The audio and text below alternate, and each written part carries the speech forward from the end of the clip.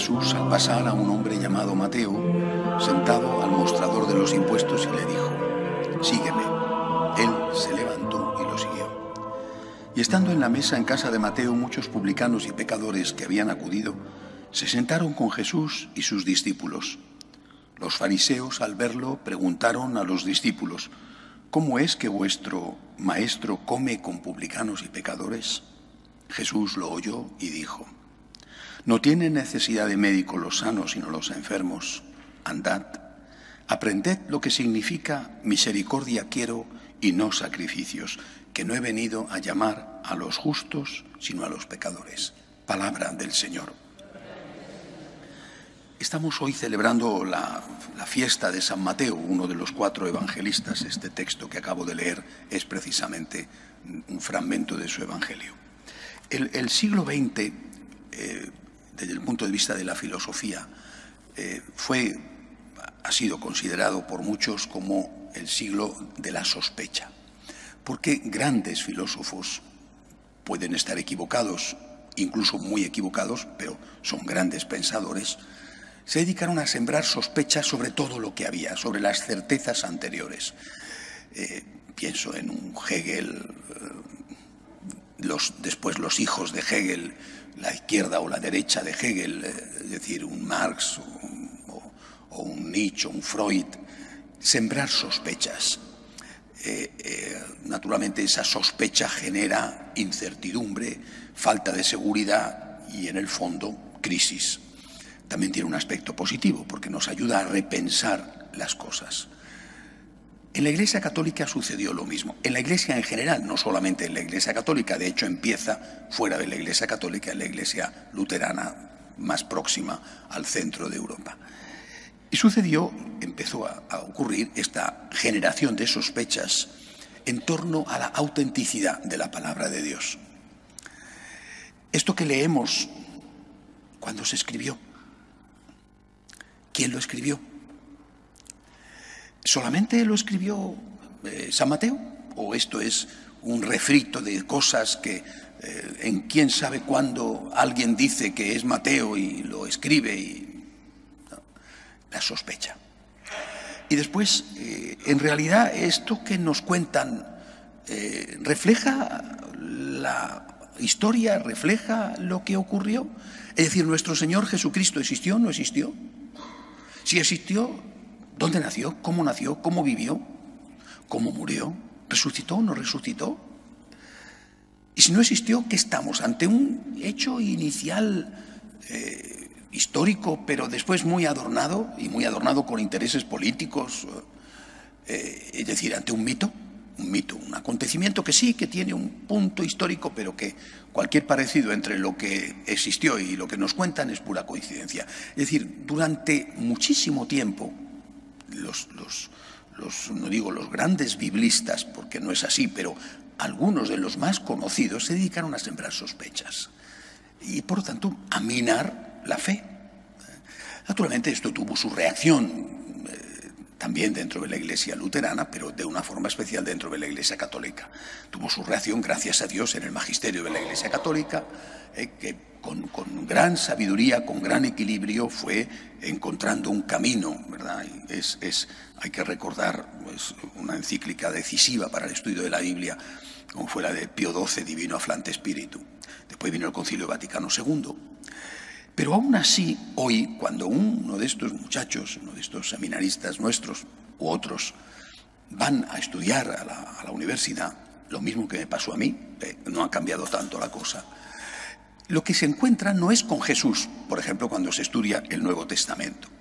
No te encuentras con Jesús, o no te encuentras con Isaías, o no te encuentras con Moisés, no, te encuentras con la estructura. Es decir, no estudias el Jesús de San Mateo, Jesús, estudias a San Mateo. O sea, ¿quién es San Mateo? ¿Cuál es la estructura de su evangelio? ¿Qué correlación tiene con los otros 2 sinópticos, Marcos y Lucas? Y en realidad, ¿qué quería decir San Mateo? Al final estudias y es como, tienes la sensación de que es como si tuvieras un cadáver al cual le estás diseccionando y diciendo: este es el músculo de la pierna, este es el hueso de no sé qué, esta es la vena no sé cuántos, esto son los nervios de aquí. Pero un cadáver es un muerto. Por supuesto, los que estudian anatomía, los médicos, los cirujanos, tienen que hacer prácticas con cadáveres, si no, ¿cómo después van a hacer prácticas con vivos? Pero un cadáver es un muerto. De hecho, no es que matan a alguien, ponen a un señor vivo y le meten el bisturí y lo matan allí en el momento. Están haciendo prácticas sobre personas ya muertas. Al final la Biblia se ha convertido en una disección de un muerto. ¿Y dónde está el vivo? ¿Dónde está Jesús? ¿Dónde está el Señor? Y tengo la impresión de que se cumple aquello que la Magdalena le dijo a Jesús el día de la resurrección, sin reconocerle, creyendo que era el jardinero. Le dijo: se han llevado a mi Señor y no sé dónde lo han puesto. Se han llevado a mi Señor y no tengo ni idea de dónde está. Yo quiero encontrarme con el Señor. Está bien, naturalmente que hay que estudiar, y más los sacerdotes tendremos que estudiar la estructura, tendremos que estudiar el contexto, tendremos que estudiar el objetivo del evangelista, que no es el mismo porque depende de a quién se dirigen. Si San Mateo está hablando, por ejemplo, a judíos de Israel, no es lo mismo que Lucas, que estará hablando sobre todo para paganos que se han hecho cristianos. Naturalmente que esas cosas hay que saberlas. Pero ¿dónde está Jesús? ¿Dónde está el vivo? Porque lo que estamos encontrando es con un muerto.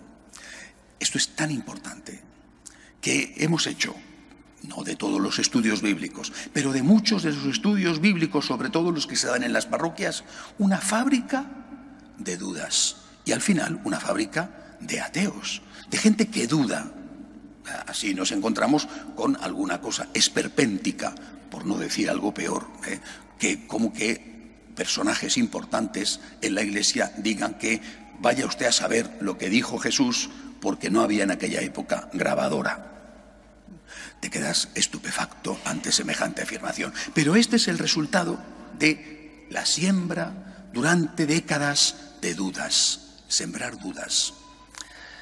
Yo quiero encontrarme con Jesús. ¿Y si Jesús no existió? Recuerdo una vez, hablaba con una muchacha, me dio una gran lección. Iba a casarse, estaba enamorada, iba a casarse con un chico, lógicamente. Bueno, en aquella época en la que las mujeres se casaban con hombres y viceversa, ¿verdad? Hoy en día, lógicamente, no se puede decir, pero bueno, en aquella época todavía sí, hace unos años. Iba a casarse con un chico de aquella época, como decía Vittorio Messori, en la cual a las mujeres les gustaban los hombres con bigote. Bueno, iba a casarse con un chico, estaba muy enamorada, y el chico tenía algunas dificultades. Y yo le hice ver, esto tienes que tenerlo presente. Y ella me dejó sentado. Me dijo: prefiero ser desgraciada con esta persona a feliz sin esta persona. Yo prefiero ser desgraciado, ingenuo, tonto, estúpido con Cristo a ser un listo sabiondo sin Cristo. Prefiero engañarme con Cristo y prefiero fiarme de Jesús, de este Jesús auténtico que cuentan los evangelios, a fiarme de los sabios de este mundo que al final han perdido la fe. Y si esto es mentira, pues prefiero ser feliz con la mentira a ser un desgraciado con la verdad que tú me dices que es verdad, que esa es tu verdad y que seguramente no tiene nada que ver con la verdad. En aquella época no había grabadoras, había hombres que daban la vida. Aparte de que las grabadoras son más manipulables que cualquier otra cosa, como todo el mundo sabe, pero había hombres que daban la vida. Había hombres como San Mateo, que tenía una buena posición económica, robando, porque era publicano, es decir, cobraba impuestos y se quedaba con más de lo que le correspondía y para eso cobraba más de lo que debía, un ladrón. Pero había hombres que se convertían, que daban todo lo que tenían cuando se encontraban con Jesús a los pobres. Había hombres que murieron padeciendo las más horribles torturas y murieron porque habían visto a Cristo resucitado. Eso es más que una grabadora. El testigo que dice: mátame porque no me importa, sé que hay vida eterna porque he visto al resucitado. No me importa, prefiero morir con Cristo a vivir sin Cristo. Yo quiero ser un sencillo que escucha la palabra de Dios y la cree. Y que, está bien, tendré que estudiar las perícopas, la estructura. Claro, sí, vale, pero oiga, a mí lo que me importa es el vivo, no el muerto. El vivo, Jesús está vivo, Jesús llena mi vida, Jesús da sentido a mi existencia, Jesús es la misericordia que perdona mis pecados. Quiero al vivo y no al fiambre destrozadito en la mesa de operaciones. Por eso, precisamente, ahora que he terminado de preparar el 6º curso de formación para los franciscanos de María sobre el Antiguo Testamento, he intentado hablar del vivo. En el caso del Antiguo Testamento, obviamente, no es de Jesús. Voy a empezar a escribir el 7º curso sobre el Nuevo Testamento. Voy a mirar primero en un curso entero los 3 evangelios sinópticos. Voy a hablar de Jesús, no de San Mateo, de San Marcos y de San Lucas. Voy a hablar de Jesús. Porque los evangelistas no eran el centro, eran unos señores que escribían lo que habían visto, lo que habían oído, o en el caso, por ejemplo, de San Lucas y San Marcos, lo que les habían contado. Seguimos a Jesús, no a los biblistas. Hay biblistas que son católicos y todo, que de todo hay, pero seguimos a Jesús y pedimos a Él